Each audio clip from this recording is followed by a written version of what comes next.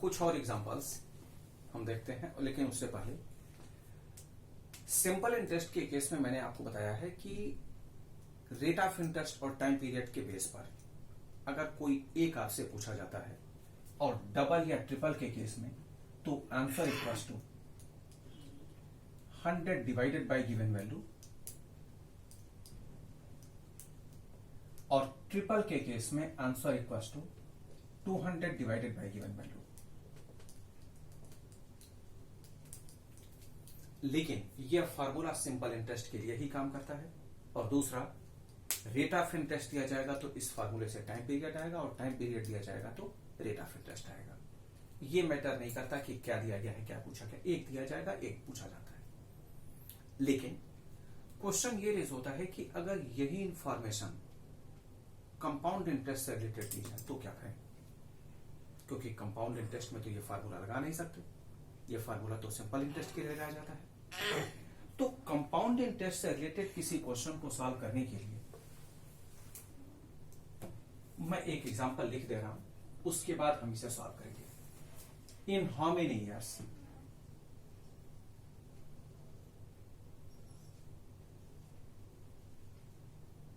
a sum will be double? In how many years a sum will be double?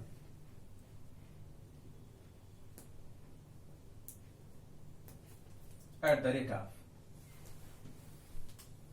7% per annum compounded annually.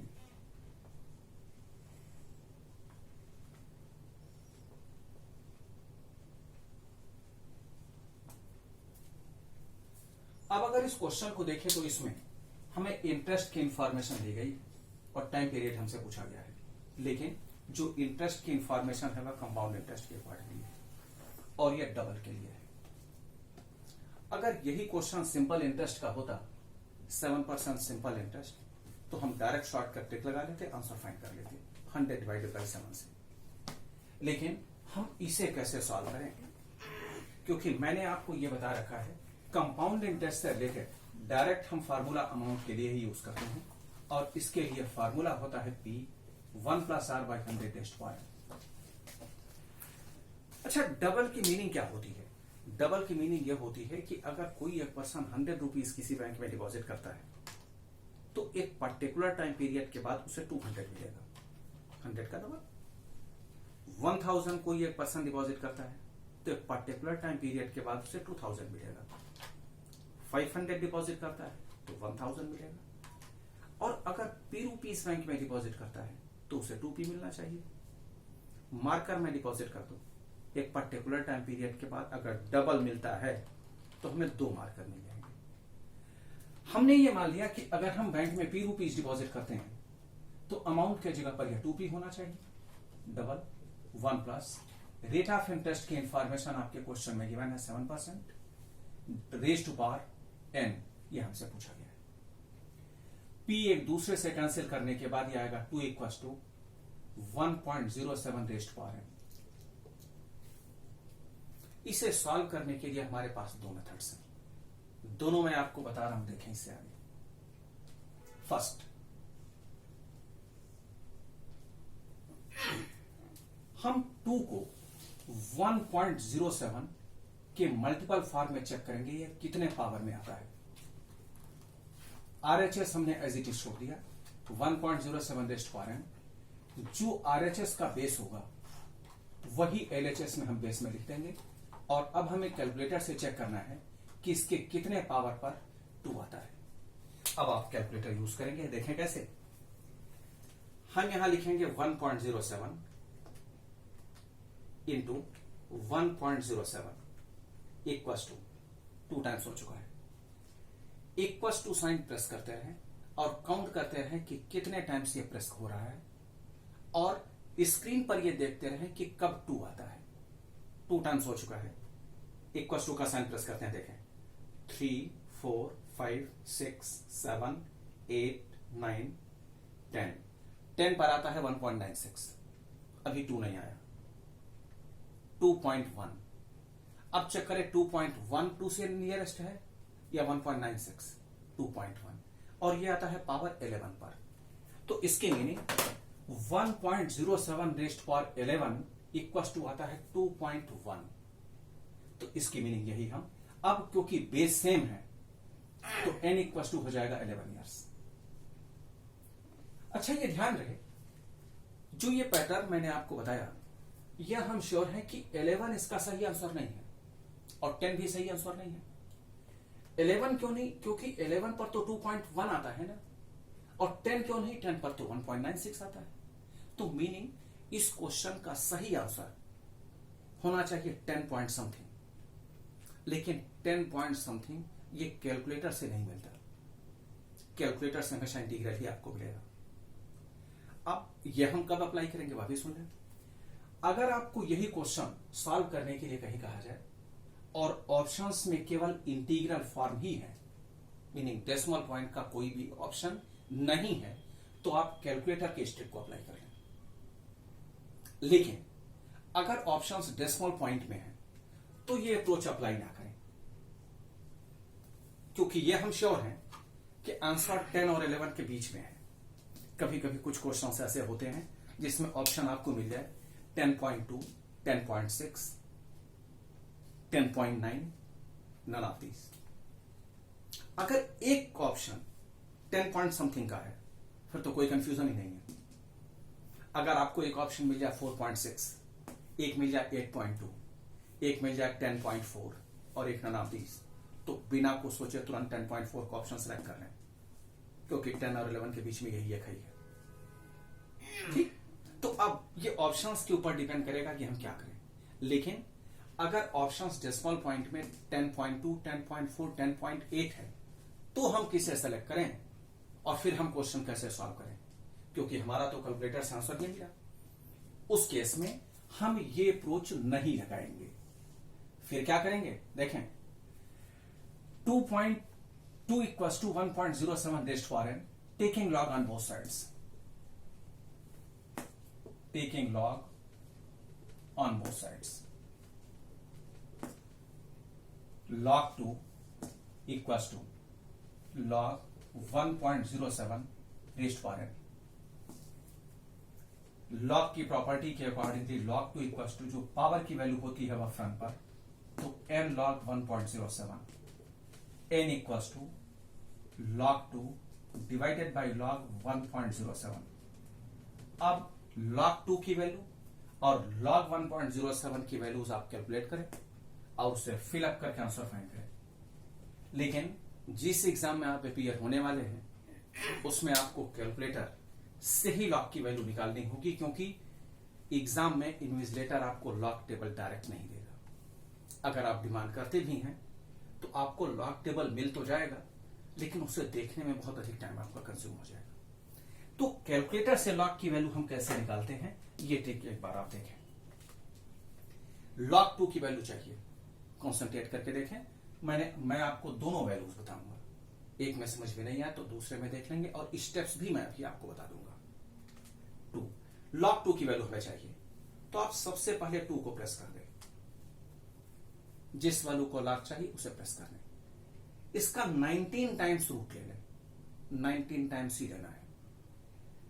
1 2 3 4 5 6 7 8 9 10 11 12 13 14 15 16 17 18 19 -1 into 227675, learn रहे figure 227675 equals to, यही आपके log 2 की value है।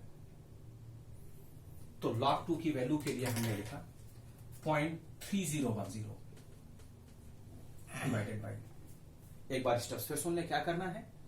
जिस value को log चाहिए उसे प्रेस करने के बाद उसका 19 times root, then -1, then into 227675 equals to, press करते ही आंसर आ जाएगा।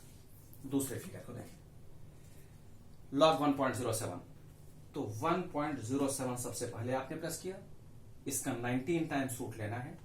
1 2 3 4 5 6 7 8 9 10 11 12 13 14 15 16 17 18 19 -1 इंटू 227675 इक्वल्स टू 0.0293, 0.0293। ये दोनों की अलग अलग वैल्यूज आप लॉग से पा चुके हैं। अब इन दोनों को डिवाइड कर देना चाहिए। तो डिवाइड अगर करें तो 0.3010 divided by 0.0293 equals to 10.27 years. यही आपका आंसर है, एग्जैक्ट आंसर है ये। और यहां 11 ईयर्स आया था, जो 10 और 11 के बीच में मैंने कहा था, हमने 11 ने लिया था। ये एग्जैक्ट आंसर है। ऑप्शंस के ऊपर डिपेंड करेगा कि हम सॉल्यूशंस इसका कैसे करें, लॉग के बेस पर करें या इस तरह से करें। ये अप्रोच था जब आपको इंफॉर्मेशन डबल या ट्रिपल की हो और रेट ऑफ इंटरेस्ट दिया जाए और टाइम पीरियड पूछा जाए। एक दूसरा एग्जांपल देखते हैं जिसमें रेट आपको दिया जाए कंपाउंड इंटरेस्ट के अकॉर्डिंगली और टाइम पीरियड पूछ लिया जाए, उसे भी देखते हैं।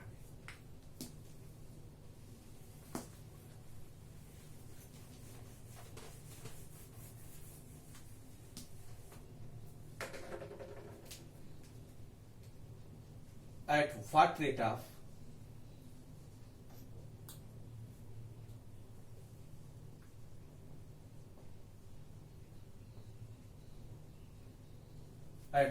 of compound interest a sum will be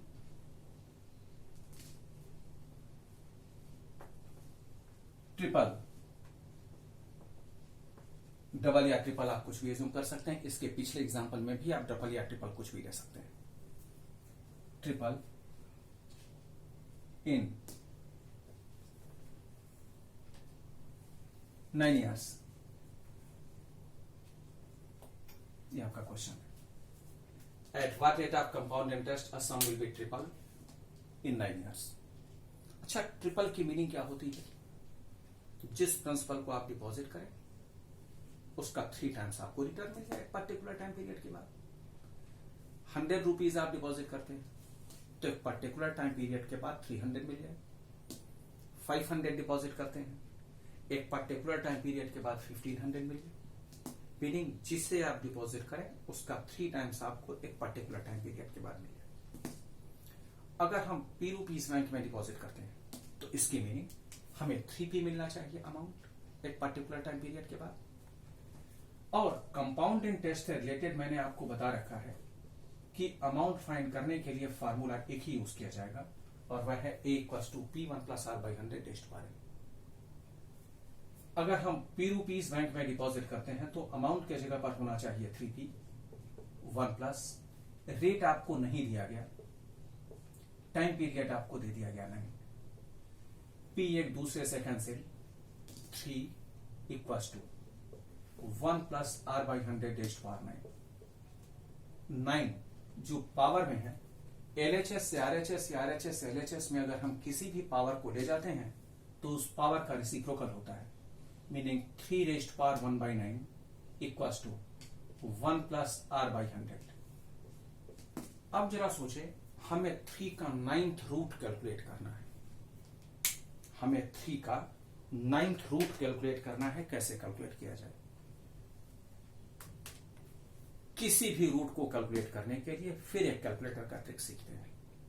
इससे आप किसी भी रूट को निकाल सकते हैं। स्क्वायर रूट में तो कोई कंफ्यूजन ही नहीं होती, एक ही बार प्रेस करेंगे आंसर मिल जाएगा। कंफ्यूजन जब पावर 3 या उससे ऊपर के होते हैं, cube root, 4th root, 5th root, 7th root, इस तरह से। तो अब इसे कैसे निकालें? देखें, जिसका भी आपको रूट निकालना है पहले उसे प्रेस कर लें। 3 का हमें रूट निकालना है, 3 प्रेस कर दिया। इसका 12 टाइम्स रूट ले लें, 12 टाइम्स 1 2 3 4 5 6 7 8 9 10 11 12 -1 डिवाइडेड बाई जो रूट फाइंड करना चाहते हैं, 9th रूट फाइंड करना चाहते हैं तो divided by 9 +1 into equals to simultaneously 12 times 1 2 3 4 5 6 7 8 9 10 11, 12, 1.1298, 1.1298 equals to 1 plus R by 100। 1 को LHS में अगर शिफ्ट करेंगे तो 0.1298 equals to R by 100, R equals to हो जाएगा 12.98%। यही आपका आंसर है। तो इस तरह से हम किसी भी वैल्यू को इजिली कैलकुलेट कर सकते हैं। पावर में कुछ भी दिया जाए, 9th रूट हो, 7th रूट हो, क्यूब रूट हो, जो प्राप्त हो, कोई प्रॉब्लम नहीं, जो भी रूट दिया जाए। एक बार फिर हम इसे देख लेते हैं। 9th रूट हमें कैलकुलेट करना था, देखें 3 का, 3 पहले प्लस कर दें, इसका 12 टाइम्स रूट होना चाहिए, क्वेश्चन कोई भी हो। 1 2 3 4 5 6 7 8 9 10 11 12 -1 डिवाइडेड बाई जो रूट फाइंड करना चाहते हैं। अगर 7th रूट तो डिवाइडेड बाई 7, 9th रूट है तो divided by 9 +1 into equals to simultaneously 12 times होना चाहिए। यह 1 हुआ, 2 3 4 5 6 7 8 9 10 11 12 1.1298। तो इस तरह से कंपाउंड इंटरेस्ट पर बेस्ड डबल हो, ट्रिपल हो, रेट ऑफ इंटरेस्ट के दिया जाए तो टाइम पीरियड, या टाइम पीरियड दिया जाए तो रेट ऑफ इंटरेस्ट कैलकुलेट कर सकते हैं। Very very important question. और अब मैं आपको किसी भी वैल्यू का लॉग या क्यूब रूट या कोई भी रूट निकालने के लिए स्टेप्स बता दे रहा हूं, वो आप अपने रजिस्टर पर लिख लेंगे। फॉर एनी रूट,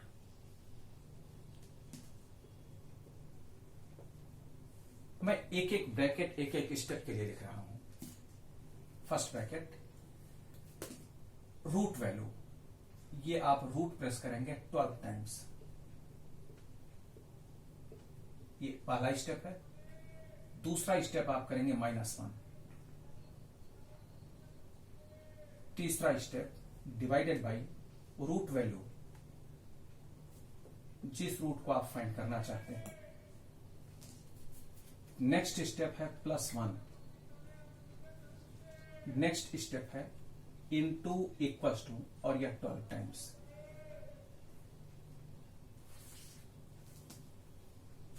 इसके बाद आपको कुछ प्लस नहीं करना है, जो फिगर मिलेगा into equals to 12 times plus करने के बाद वही आंसर आपको दिख जाएगा। यह तो हुआ रूट निकालने का तरीका। और लॉग निकालने का तरीका क्या है? फॉर एनी लॉग वैल्यू, यहां भी एक एक ब्रैकेट एक स्टेप है। अंडर रूट प्रेस करेंगे आप 19 टाइम्स, -1 अगला स्टेप। तीसरा स्टेप है इनटू 227,675 इक्वल्स टू, इसमें इक्वल्स टू प्रेस करना पड़ेगा आंसर के लिए। देखें, कैलकुलेटर से, अगर आपके पास साइंटिफिक कैलकुलेटर नहीं है, क्योंकि साइंटिफिक कैलकुलेटर आपके इस एग्जाम में अलाउड नहीं है, तो हमें नॉर्मल कैलकुलेटर से ही लॉग और रूट की वैल्यू निकालनी होगी, जिसका तरीका केवल यही है। ये एक शॉर्टकट ट्रिक है जिससे हम निकाल लेते हैं। इसका ये कोई लॉजिक नहीं है कि 227,675 कैसे आया, ये एक तरीका है निकालने के लिए। तो इस तरह से ऐसे किसी क्वेश्चन को हम सॉल्व करें।